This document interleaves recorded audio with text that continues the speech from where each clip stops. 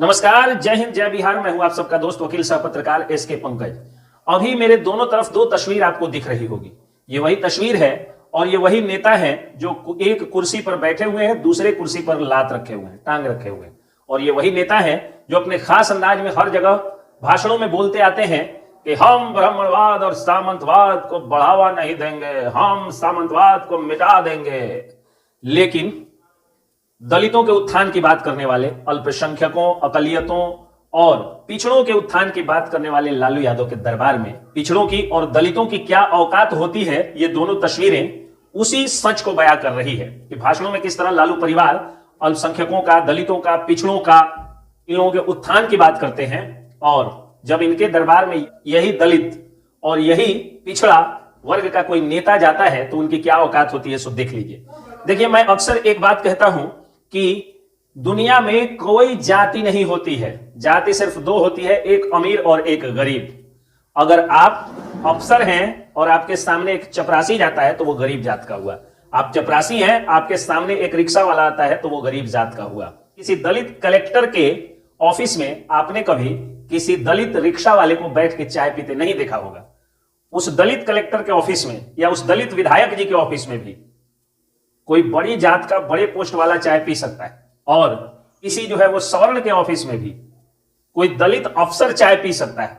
यानी पद और पैसे की बात होती है। जैसे दो बार मुख्यमंत्री और लगभग 3 बार पूर्ण बहुमत की सरकार चलाने वाले लालू यादव, पूर्व रेल मंत्री लालू यादव और अभी डिप्टी सीएम के पिताजी लालू यादव के दरबार में एक पूर्व विधायक और एक विधायक की क्या औकात है, ये तस्वीरें ये सच बताने के लिए काफी हैं।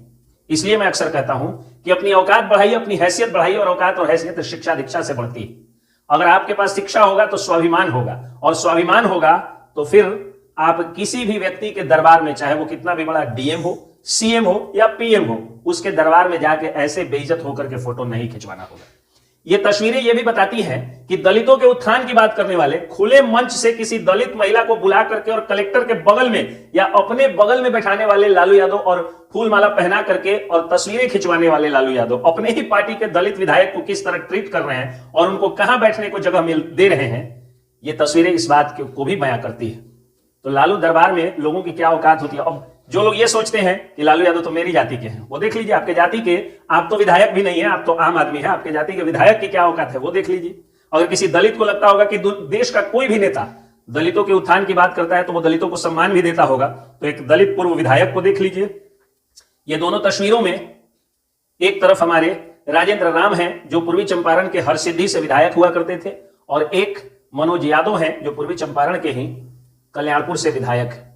तो अब समझ लीजिए कि आपके जाति के लोगों की क्या इज्जत इन लोगों के दरबार में होगी। और इसलिए जात पात का भ्रम हटाइए, अपने पद प्रतिष्ठा को इतना बढ़ाइए कि चाहे कोई ब्राह्मणी अफसर क्यों ना हो, विधायक क्यों ना हो, मंत्री या मुख्यमंत्री क्यों ना हो, अगर आप दलित हैं और जाए तो उसको मजबूरी में चाय देना पड़े और कुर्सी देना पड़े। अपनी शिक्षा दीक्षा और अधिकारों और आवाज को इतना बुलंद करिए। अगर आप ब्राह्मण हैं, सवर्ण हैं और आपको लगता है कि आपको आरक्षण नहीं मिला है, तो अपने शिक्षा दीक्षा को उतना बुलंद कर दीजिए, उस पद पर पहुंच जाइए, अपने को उस लायक बना लीजिए कि कभी कोई देश का बड़ा नेता या अफसर आपको इस तरह जलील न करे। जात पात कुछ नहीं होता है, जाति का कीड़ा दिमाग से निकालिए। ये तस्वीरें कम से कम जातिवाद का पोल खोलते नजर आ रही है।